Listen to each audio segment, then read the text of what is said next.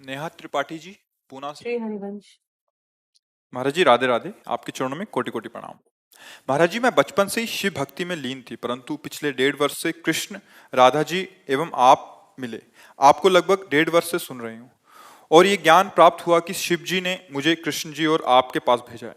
महाराज जी, YouTube पे आपको कहते सुना है कि एक बार जब भगवान बहुत अधिक कृपा करते हैं तो भयंकर रोग व संबंधियों को दूर कर देते हैं। महाराज जी, मेरा पूरा परिवार दान धर्म सेवा में जीवन भर लीन रहना चाहता है। पूरे दिन रात राधा राधा नाम जप करना चाहते हैं, परंतु ये डर लगा रहता है कि कहीं ज्यादा पूजा पाठ करने से हमारे सगे संबंधी दूर ना हो जाएं, अन्यथा कोई बड़ा रोग ना लग जाए। अभी बात समझ में नहीं आई ना। शास्त्र के जो वाक्य हैं, जैसे धन को तिजोरी में रखा जाता है बहुत सुव्यवस्थित, ऐसे ही जो परमार्थ की वस्तु होती है, शब्द सामने दिखाई दे रहा है लेकिन उसका अर्थ वो नहीं है, उसका भाव नहीं है। जैसे भगवान ने युधिष्ठिर जी से कहा, जिस पर मैं कृपा करता हूं उसका सर्वनाश कर देता हूं।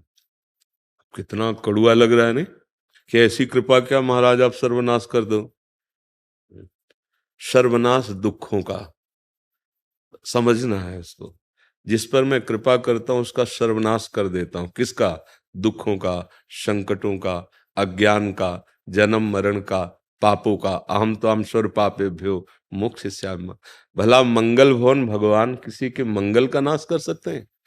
जैसे नहीं, माता में जो वात्सल्य है, पूरे विश्व की माताओं के, पशु पक्षी जितनी भी, वो हमारे भगवान के एक अंश से है।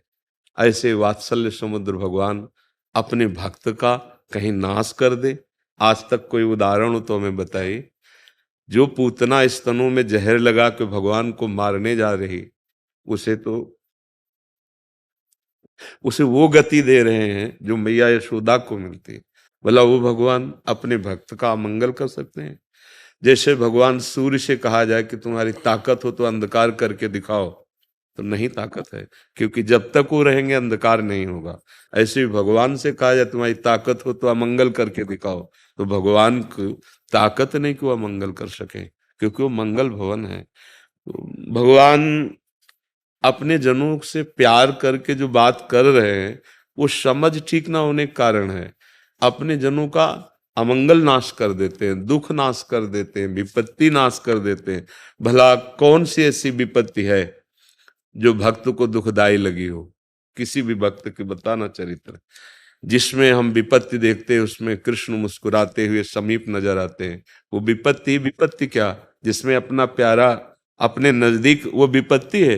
वो संपत्ति विपत्ति जिसमें प्रभु दूर हो और हम भूल जाएं प्रभु को भोगों में, वो विपत्ति है।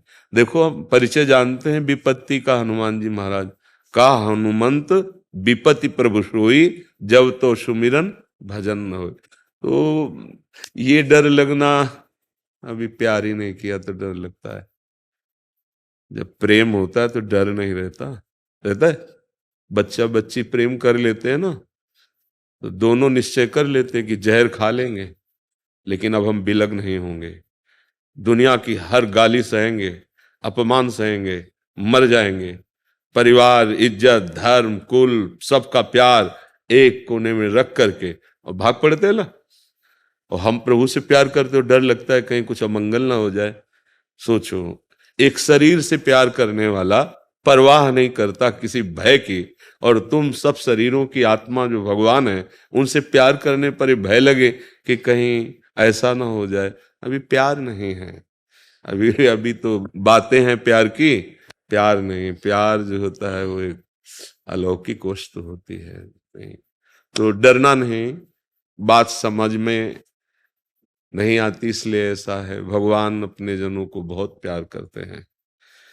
ये जरूर है कि बाहरी देखने में आपको लग सकता है कि एक बार दो मित्र थे, स्कूल में पढ़ते थे। अब आगे जब यौवन अवस्था आई तो एक गलत संग में पढ़कर शराब पीना, व्यभिचार करना, गंदे आचरणों में उतर गया, और एक अच्छे संग से गंगा स्नान करना, नाम जप करना, ऐसे।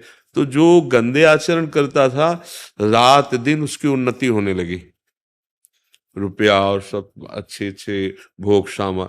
और जो गंगा नहाता था, नाम जप करता था ना, उसका स्तर गिरने लगा, लौकिक। 10वें वर्ष दोनों का मुलाकात नहीं हुई। अचानक एक दिन वो गंगा नहा के आ रहा था, तो देखा सामने कि वो दोस्त हमारा स्कूल वाला, और वो बहुत सूट बूट से अच्छे कपड़े पहने ऐसे, तो उसने भी देखा कि वही मित्र है हमारा जो स्कूल में। बस वो उधर देख ही रहा था कि खजूर होता है ना, खजूर, खजूर का बड़ा कांटा गंगा नहाने वाले के पैर में लगा, क्योंकि नंगे पैर रहता था। और नाम भगवान का उच्चारण करते बैठ गया पैर पकड़, और वो खूब अच्छे कपड़े वो सब पहन के आया। बोले देख, कहता था क्या मिला तेरे को, देख मेरे पास गाड़ी है, रुपया पैसा, मैं खाता हूँ, मौज मस्ती से रहता हूँ, तू बड़े ठीक से रहता है, गंगा नहाता है, तेरी दशा देख क्या है, क्या दिया भगवान ने तेरे को। और ऐसा कह के वो चला गया। उसके भी मन में आया कि बात तो सही कह रहा है, मैं बचपन से भगवान का नाम ले रहा हूँ, गंगा नहा रहा हूँ, तो हमारी ये दशा है। और मैं जानता हूँ ये दोस्त हमारा कैसा है, बड़ी मौज मस्ती में। क्या भगवान का भजन करना दुख और नाना प्रकार के संकट मोल लेना है, ऐसा उसके मन में आ गया। और जब कभी किसी भक्त के मन में संशय होता है तो भगवान तुरंत निवारण करते हैं। भगवान एक वृद्ध ब्राह्मण के स्वरूप में आए, अरे बेटा तुम्हारे कांटा लग गया क्या, मैं निकालूं। भगवान बड़े कृपालु हैं, देखो तुम्हारे कांटा लग गया, बहुत कृपा है उनकी तुम्हारे ऊपर। तो उनका अब हमको ये बातें अच्छी नहीं लगती, क्योंकि मैंने प्रत्यक्ष देखा कि हमारा दोस्त गंदा आचरण करता है, अधर्म आचरण करता है, उन्नति को प्राप्त हो रहा है, और आप कह रहे हैं बहुत अच्छा। तो उन्होंने कहा देखो तुम्हें पता नहीं है, मैं तुम्हें दिखाऊं, तुम्हारा जो मित्र है वो पूर्व जन्म में इतना पुण्य किया था कि उसे इस जन्म में चक्रवर्ती सम्राट होना था। उसने पापाचरण करके सारे पुण्य नष्ट कर दिए। अब उसका थोड़ा पुण्य रह गया और भोग ले, इसके बाद पीछे का पाप और अभी का पाप जब मिलेगा ना तो इसका सर्वनाश हो जाएगा, किसी काम का नहीं रहेगा। और तुम्हारा सूली की सजा थी तो खजूर के कांटे से निकल गई, तुम्हारे सारे पाप नष्ट होने जा रहे हैं क्योंकि तुम धर्म से चलते रहो। अभी जहां तुम्हारे पूरे पाप नष्ट हुए और ये पुण्य और वो पुण्य मिला, तो लोक परलोक सब जगह तुम आनंदित हो। उसको जो अंदर संशय आया था उसकी निवृत्ति हो गई। कभी ऐसा नहीं हो सकता। सत्य मार्ग में चलने वाला थोड़ा सा आपको दुखी दिखाई दे सकता है, जैसे धर्मराज युधिष्ठिर, बहुत अभिमान में है दुर्योधन, 12 वर्ष का वनवास, 1 वर्ष का अज्ञातवास, ऐसे पवित्र भगवान के महाभागवत जो देवताओं से प्रकट हुए हैं, उनको कष्ट पर सिंहासन पर कौन बैठा, अंत में वही बैठे और विनाश हो गया कौरवों का। तो हम ये बात समझ नहीं पाते हैं कि शास्त्र क्या कह रहा है। भगवान जो कहते हैं मैं जिस पर कृपा करता हूं उसका सर्वनाश कर देता हूं, सर्वनाश करने का तात्पर्य है उसके दुखों का। और भी लिखा है बंधु विच्छेदम, मैं परिवार से संबंध रहित कर देता हूं, क्योंकि वही भगवत प्राप्ति में जो बाधा होती है, जननी जनक बंधु सुत दारा, तन धन धाम श्रद्ध परिवारा, तो सबकी ममता ताग बटोरी, मम पद मन ही बांध बरडोरी, वो हम नहीं कर पाते तो भगवान कर देते हैं। क्या होता है कि परिवार सब छोड़ के चला जाता है? नहीं, वो परिवार के हर सदस्य को बहुत प्यार करने लगता है, क्योंकि उसको अब ये ज्ञान हो गया सब में भगवान है। भावना समझने के कारण फिर लगेगा कि देखो ये तो बड़ी विपरीत स्थिति है, और मैं जिस पर कृपा करता हूं उसको धन रहित कर देता हूं। धन रहित, अब घबरा जाओगे ना कि रुपया पैसा नहीं, धन का अभिमान नहीं होता। अगर ये बात होती धन रहित तो चक्रवर्ती सम्राट अम्बरीश जी है ना, खजाना है ना उनके पास, और भगवान के महान भक्त है ना, तो फिर बात कैसे सच्ची कैसे समझ में आएगी। वैस अगर ये हो कि मैं जिस पर कृपा करता हूं उसका धन हटा लेता हूं, तो सुदामा जी को सुदामापुरी फिर क्यों बना के दी? वैसे ही खाने की व्यवस्था नहीं, क्योंकि इसका मतलब रहस्य समझना है। धन का अभिमान नष्ट कर, जो धन का अभिमान जीव को गिराने वाला है, पतित करने वाला है, उसे भगवान हटा देते हैं। भगवत वाक्यों को समझने के लिए हृदय में पवित्रता चाहिए, भक्ति चाहिए, तब हम समझ पाते हैं। तो ऐसा डरो मत कि हम अगर अधिक भजन करेंगे तो ऐसा। अब असाध्य रोग का जैसा विषय है कि जैसे हमारा पूरा रजिस्टर है, अब खत्म है, हमारा आखिरी जन्म है, दैन संसार से खत्म, अब जितना हिसाब है फटाफट, तो जैसे 100 थप्पड़ लगाने तो एक थप्पड़ लगवा दिया, 99 माफ कर दी, आगे बढ़े, मतलब फटाफट फटाफट वो पूरा, क्योंकि हिसाब खत्म होना है ना, तो उसको लगता है यार पग पग पे दुख मिलता चला जा रहा है, क्योंकि अब वो महासुख की यात्रा में जा रहा है, अब उसको दुख का लेस भी नहीं मिलेगा। अच्छा, यहाँ कितने से पापात्मा जीव देखे जाते हैं, मौज मस्ती पूरी जिंदगी के, जुकाम भी नहीं हुआ चले गए, तो ऐसा थोड़ी कोई परम पद में प्राप्त हो गए, बार बार जन्म मरण चक्र चलना है। इसलिए विधान को समझना होता है। जैसे ये होता है कि फिर भजन का क्या फल है कि आप कष्ट हो, अगर आप दुखी हो तो भजन इसीलिए तो किया गया था कि दुख ना हो, तो दुखी नहीं है, हम परम सुखी हैं।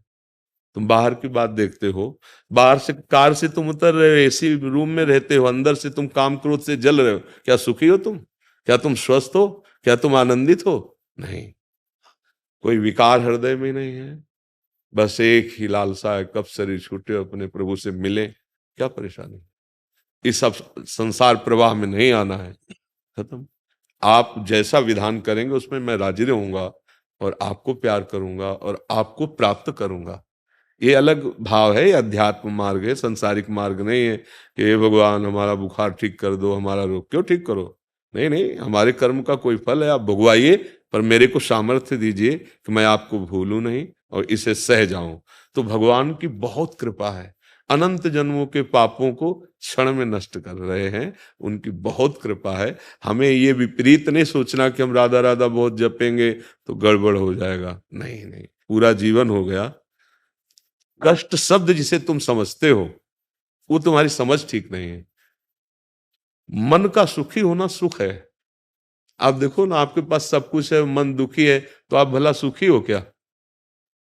और मन आनंदित है, दुख सुख मन का। अभी यहां से मन का संपर्क हटवा दिया जाए और यहाँ खूब आप ऐसे करो, कुछ नहीं लगेगा, क्योंकि दुख मन को हो रहा है ना। अच्छा, मन भगवान के आनंद में है। अब वो शरीर में कष्ट हो तो क्या फर्क पड़ता है, शरीर स्वस्थ है, मन विषयों में जल रहा है, तो क्या फायदा है। बस ये थोड़ा समझ गलत है, इसलिए ऐसा। किसका प्रश्न था, तो आप समझ पा रहे? जी बिल्कुल। जी।